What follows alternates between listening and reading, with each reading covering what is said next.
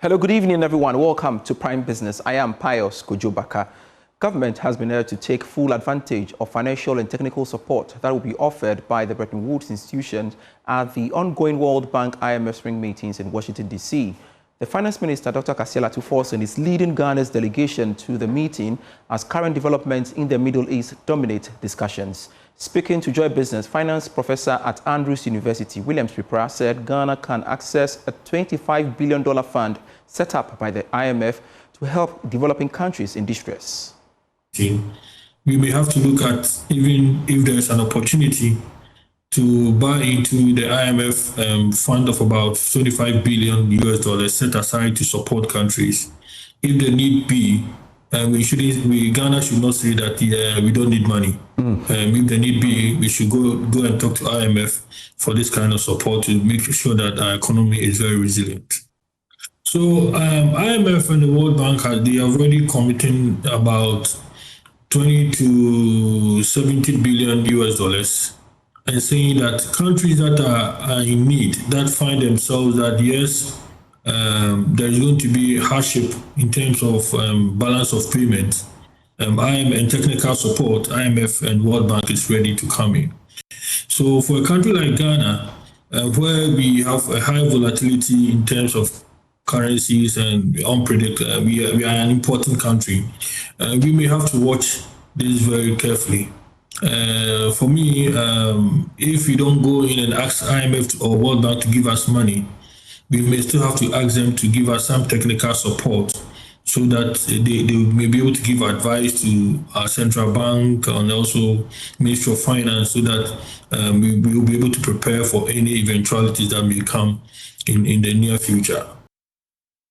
The Center for Environmental Management and Sustainable Energy has entreated government to name and shame companies and individuals involved in illicit activities that deprive the state of the needed revenue in the petroleum sector.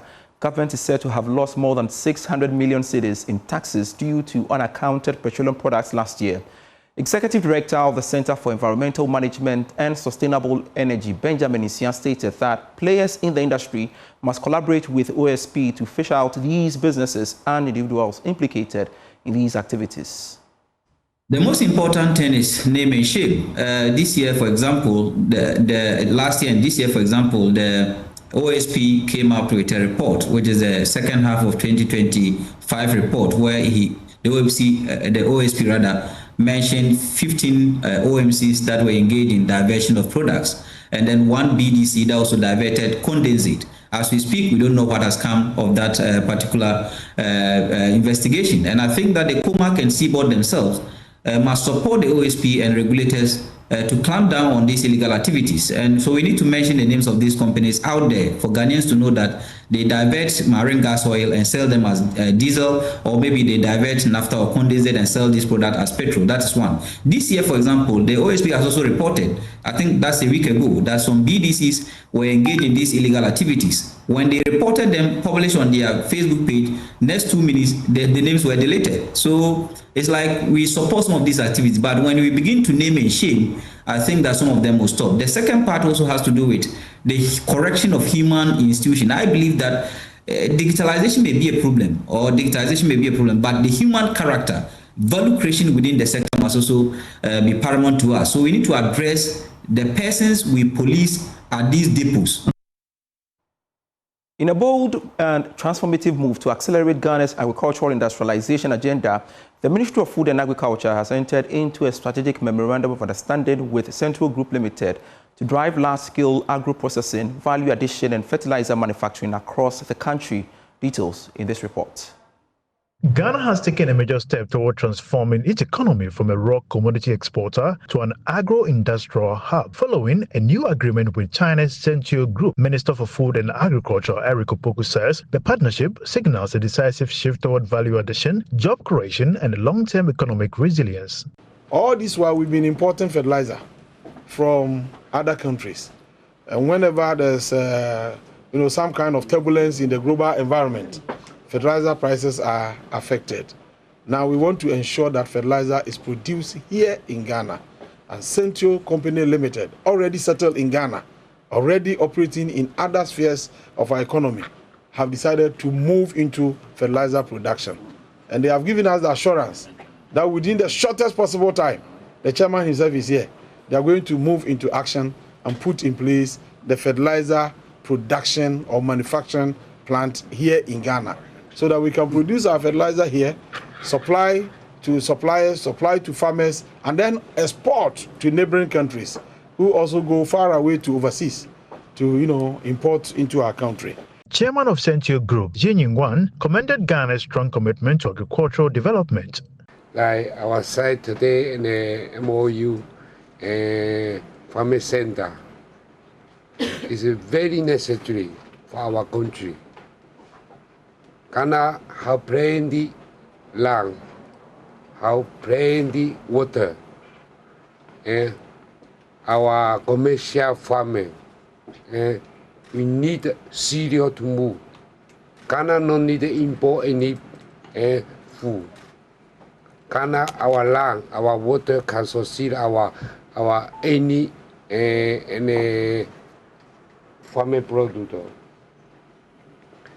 Fertilizer I count Ghana as seen is no difficult manufacturing.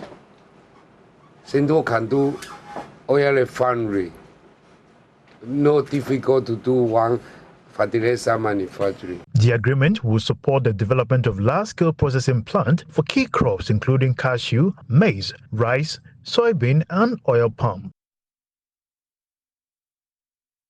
Loyal customers of Kompu Ghana have walked away with prizes at the company's Grand Easter Raffle draw, marking the climax of its seasonal promotion aimed at rewarding patronage. Kompu Ghana has held the Grand Raffle draw of its Easter promotion, rewarding loyal customers as part of efforts to give back and strengthen brand engagement. Marketing manager Rita Safwa explained that the initiative forms part of the company's commitment to appreciating its customers for their continued support. This Easter was one of the moments where we decided to reward our customers. For this reason, we gave up to 50%, 60% plus up to discount on it. We had products that were going for 52% off, 50% off and all. And then in addition, we added our raffle draw, our big Easter sale raffle draw, where we are rewarding customers who purchase from us throughout the season, from the beginning of the campaign till now. 10 customers are going home with amazing products from Kompu Ghana. That includes a 98 inches TCL Smart Android TV 4K. There are some winners going home with laptops, other TV models, and then mobile phones. There are so many products, home theaters, and all going out today. She further encouraged Ghanaians to look forward to more exciting offers in the near future. Easter was a success, and just as we appreciate them, we are also encouraging them to look out for us. They should look out for what is coming next from Kompu Ghana, because we have a lot planned. We have a lot in stock for them. Meanwhile, marketing representative from the National Lottery Authority, Ekriasewa Edu Dako, assured the public that the raffle draw was conducted under strict supervision to ensure transparency and fairness. We don't know the buyers or the people who come to Kompu Ghana to buy their items. So we come here, we have access to the data, we plug into their back end, have the data, we verify the data and validate it before we put it into the draw. On this, I can say that there is no way we can come up with our own people and select them as winners.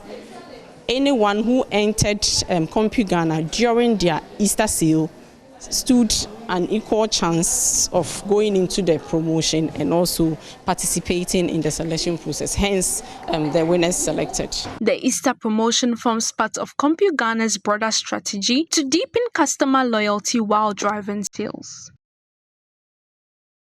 The commodities markets now.